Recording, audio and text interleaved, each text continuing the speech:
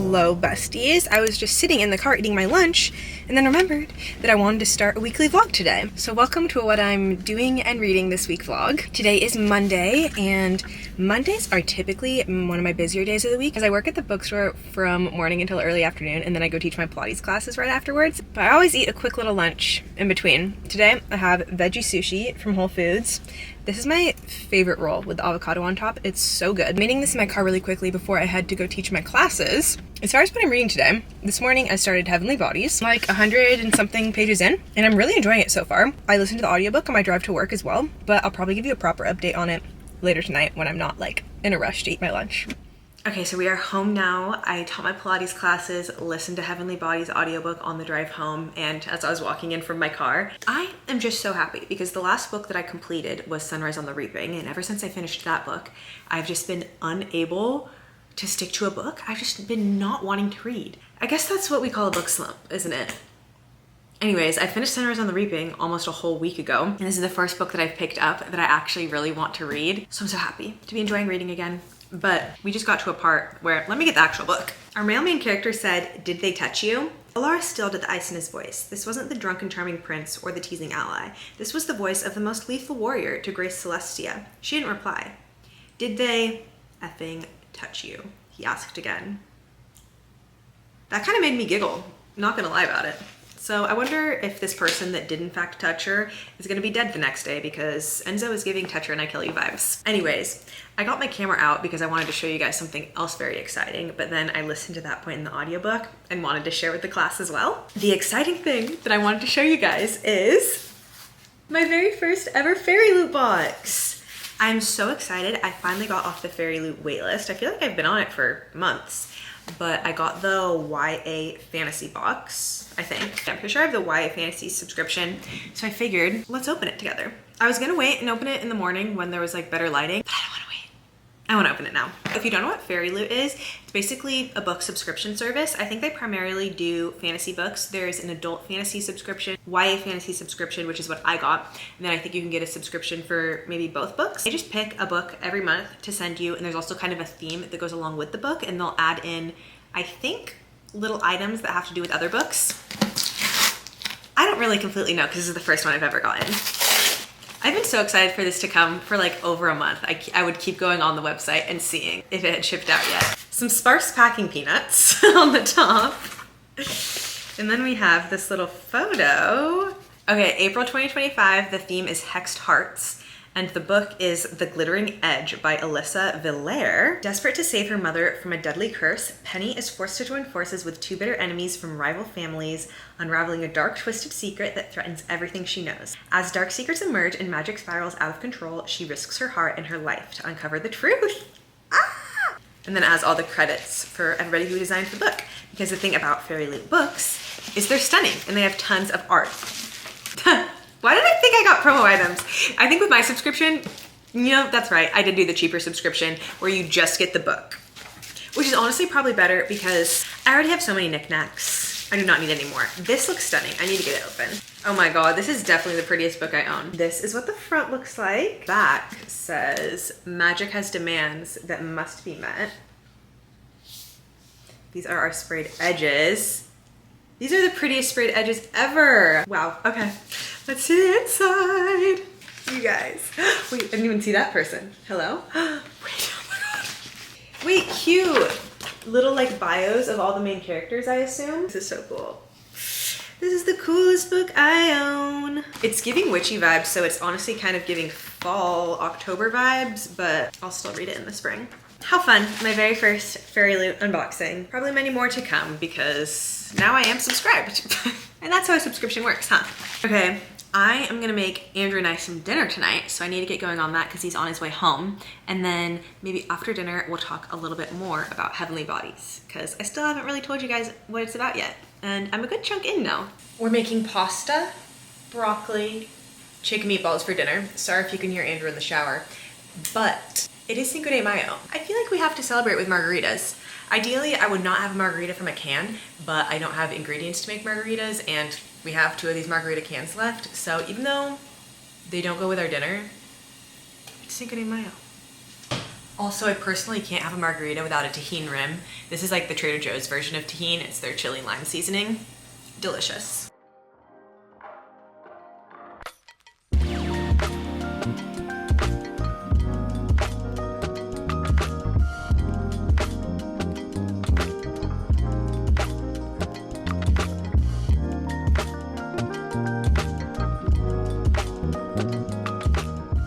Hello besties. Today is Tuesday and it is in fact already 9:30 p.m. But do not fear, you didn't miss anything exciting. All I did today was go to work, come home, reheat some dinner from last night, take a shower, scroll on TikTok for like an hour. But on my drives and on my breaks today, I was listening to the audiobook of Heavenly Bodies, and I am now on page 349. So now I'm finally gonna talk a little bit about it. This is a celestial fantasy in which the world is like ruled by the stars. The stars are personified, they're like their gods. And our main character, Alara, is a part of this prophecy where she will inevitably fall in love with a star and it will kill them both. So her parents knew about this prophecy, so they kept her hidden, they kept her shielded from the outside world until the King of Stars, who she's fated to fall in love with, finds out about this and in a fit of rage kills her entire family. And the book starts off with Alara getting taken to this enemy kingdom.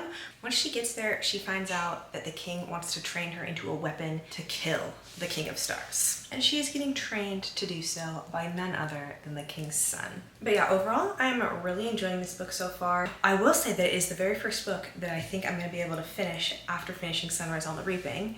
I finished Sunrise on the Reaping a week ago and have not been able to get myself to finish another book since. But this one, I'm either gonna finish today or tomorrow. It kind of helped. I have a little bit of motivation. I have book club for this book tomorrow, so I feel like I have to finish it. So maybe that was just the motivation I needed to get me out of this mini book slump. But yeah, I had hopes that this was gonna be like a new 5-star read for me. It's not, at least not yet, but I am still really enjoying it. As of right now, I would assume that it'll be about a 4-star read, but we will see. I'm very tired right now, but I have a pile of laundry on my bed to fold. So I think I'll put my headphones in, listen to the Heavenly Bodies audiobook, and then I'm gonna go to bed.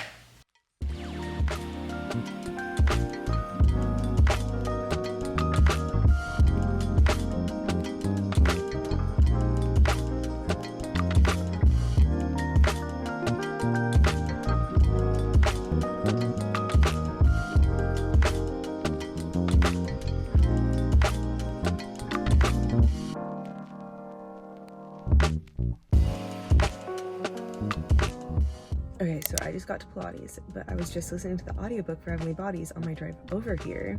And just when I was starting to feel like kind of bored of the book, something crazy happened. Pretty wild plot twist, so I'm very excited to see how that plays out. But for now, we're gonna go do Pilates. I'm so tired.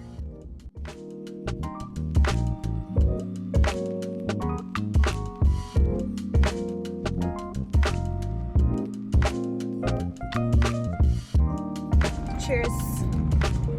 Hello you guys, I am in such a good mood right now. I just got home from work, heated up some food because I was starving.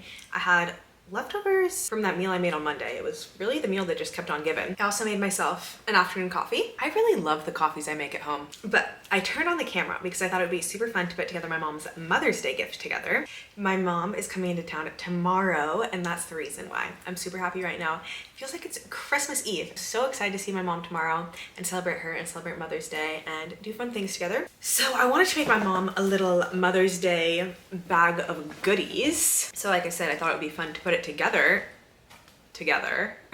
First off, I have this card. When I was in Oregon a few weeks ago, my mom saw this card and she loved it, so I tried to sneakily buy it. I don't know if she saw me buying it or not. It's one of those pop-up cards. It says squeeze, vase, and push up. Okay, I don't want to mess it up, so I'm just gonna leave it like this. Where am I supposed to write though? Oh, it comes with, okay. It comes with a mini card, and I guess you write in the mini card, and then they get the little pop-up stand, and then it has like an envelope.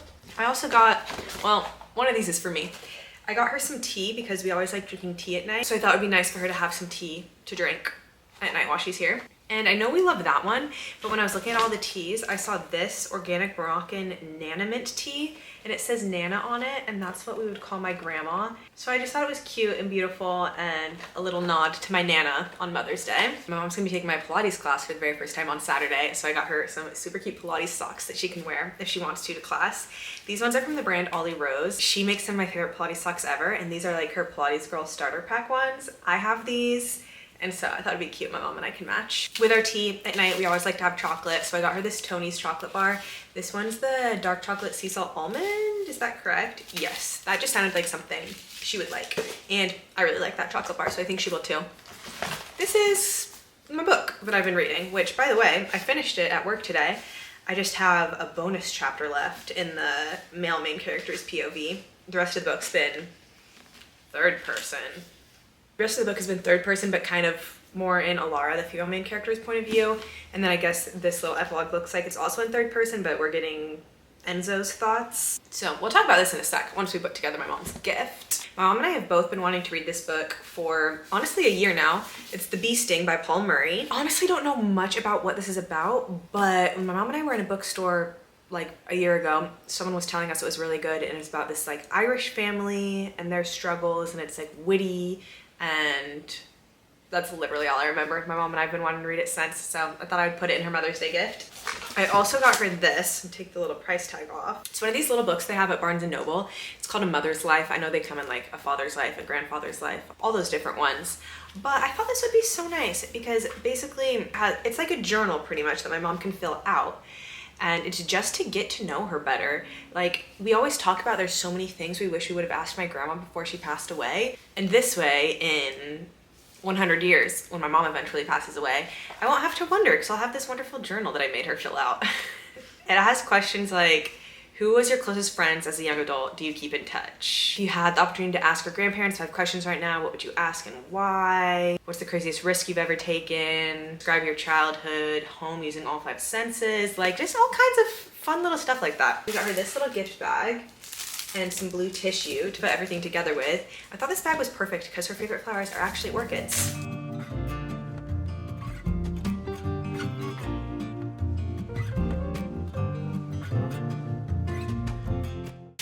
Oh no, I only have 2 more sheets left. Okay, wait. Put all of the treats in one. There's something you need to know. Cute. Now I just need to write in her little card and stick it in there. Okay, moving swiftly along to talking about Heavenly Bodies. The ending of this book was insane. There were quite a lot of plot twists, dare I say, too many plot twists that finish it off on a wild note, and I don't know how I feel about it. I guess maybe I should read the chapter in Enzo's POV and then come up with my final rating, but I'm low-key thinking 3.75 stars.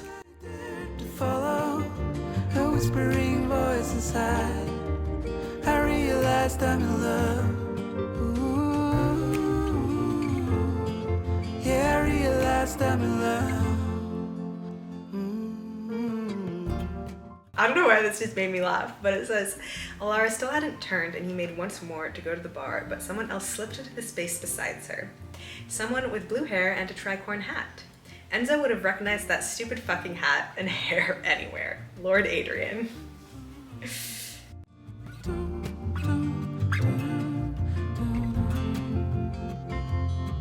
So now we're here. I'm anxious and it shows, but I need to speak my mind. 'Cause through all these years, I wanted you to know what's hiding deep inside. Ooh, the world seems so hollow. Ooh, without you by my side. Ooh, from the moment I dared to follow a whispering voice inside, I realized I'm in love. So yeah, I think I'm gonna go 3.75. I will definitely continue the series when I can get my hands on the next book, but I'm not gonna be like dying to continue it. Still really enjoyed it. Still definitely recommend it if you guys are interested, if it sounds good to you. It's not my fave ever, but what is cool about, I don't know if this is because it's the Barnes & Noble exclusive edition, it has this character art inside of our main characters. And we also have our little map in here. It's a very beautiful book. Honestly, one of my favorite covers. And yeah, I'm just gonna chill here, maybe do a couple things around the apartment before I leave in a little bit to go discuss this book at book club. Good morning, you guys. Happy Thursday. I literally just woke up, so if I look a little crazy, that's why. Probably need to ice roll out my puffy face. But I made myself a hot coffee this morning because it just sounded better than iced this morning, and I'm really enjoying it. Anyways, book club last night was really fun. I felt like a lot of girls felt really similarly to me in the sense that we enjoyed the book, but at the same time we didn't, if that makes sense. A lot of people have said they felt like the pacing was weird, felt like it was hard to get into, and then they got whiplash with all the plot twists at the end. But we all agreed that the romance was fun and spicy, and we enjoyed Laura and Enzo's characters. The next book that I'm going to attempt to finish is Enchantra by Kaylee Smith. I literally started this book what feels like so long ago, and then I stopped reading it because I read the entire Hunger Games series, and then I had to read Heavenly Bodies for book club. So now I feel like I should go back to it and finish it before I start up a new book. My next book is either going to be fiction or romance. I am not in the mood for another fantasy, but I am in the mood to finish up Enchantra before we get there. I'm picking up my parents in a few hours. We're gonna go get breakfast together. So let's try and finish this book before then.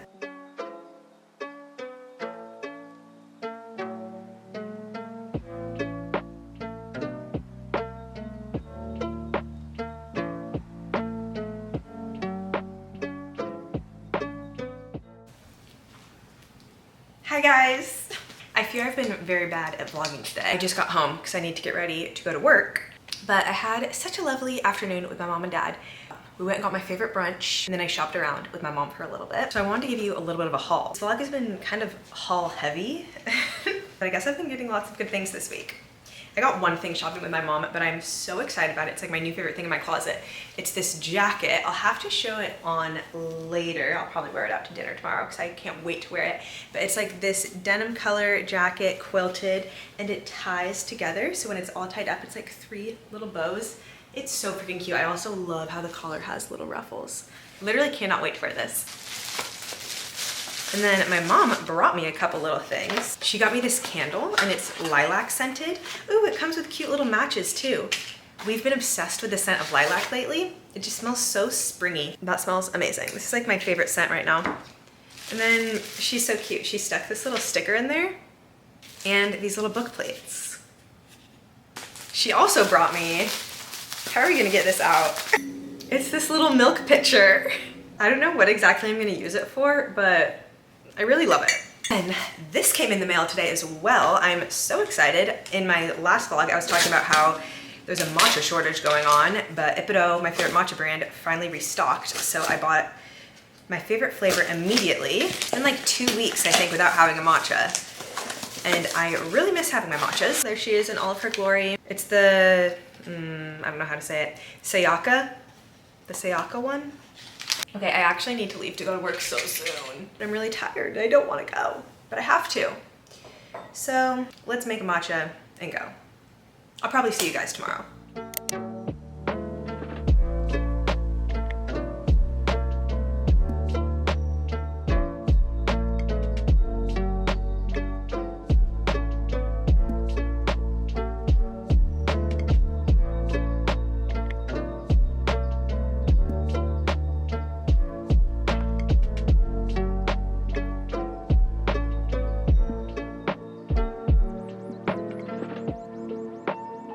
Hi besties.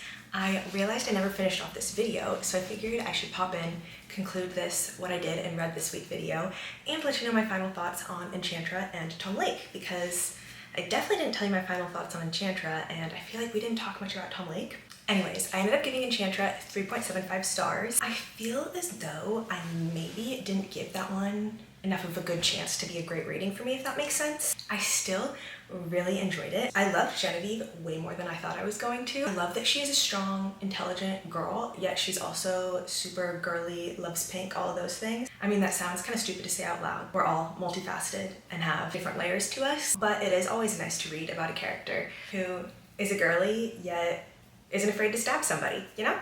Anyways, I thought it was a great sequel. I thought the games were super fun. It was definitely very engaging and fast paced. The only thing is I took a lot of breaks in between picking up this book because I had it on my Kindle. It was my before bed read, so I'd read it before bed, but then I was reading a bunch of other different books during the day in between. And I think that kind of took me out of the story, hence why I was saying maybe I didn't give it like enough of my attention. There were also just a few things that unfortunately did cringe me out. And I don't know if that's also because I wasn't like fully invested in the story. But yeah, 3.75 is still a great rating. I'm still a big fan of this series.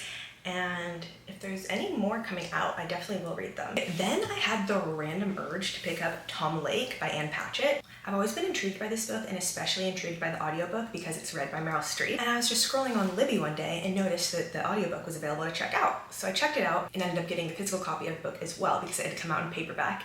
And sometimes it's really fun to just listen to the audiobook and read along in the paperback. That's what I was doing at the pool over the weekend, and it was just such a nice vibe. In Tom Lake, our main character is a mother, and all 3 of her daughters are back home on their farm in Michigan due to COVID. The year is 2020. But something that I did really appreciate about this book is it didn't harp much on COVID, because I know books that talk about recent events like that can be kind of unenjoyable sometimes, but it was just kind of like a known fact that those were the circumstances, but we weren't focused on it very much. We were more focused on learning about the mother's past. We have this dual timeline situation going on where we're hearing the mother tell her 3 daughters about her past and their reactions to it, and then we go back in time and we're placed in the past. If that makes sense. Anyways, she had a brief stint as an actress when she was younger, so that's the story that she's telling her children about. And I just loved this book so much. It was like a serious case of the right book at the right time. That's why I think it's so important to read what you feel like. I know that's such a simple concept, but I think sometimes when it comes to like booktube or book talk, we just want to read what everyone else is reading. But if you really like sit with yourself and think, what do I really feel like reading right now? That's when I think you get books that are rated really highly. I ended up giving this one 4.5 stars. It wasn't quite a 5-star, but it was like almost there for me. Oh, and Meryl Streep doing the audiobook was chef's kiss. So good. I felt like I was listening to a Nancy Meyers movie. It felt like a warm hug. I really like Ann Patchett's writing. I'd never read anything by her before, and just like the way she crafted sentences was so beautiful to me. Anyways, I hope you guys enjoyed today's video. Hopefully it wasn't too boring. I feel like there was a lot of clips of me just sitting or standing and talking. So hopefully it was at least a little entertaining, and hopefully I will see you next time. Bye!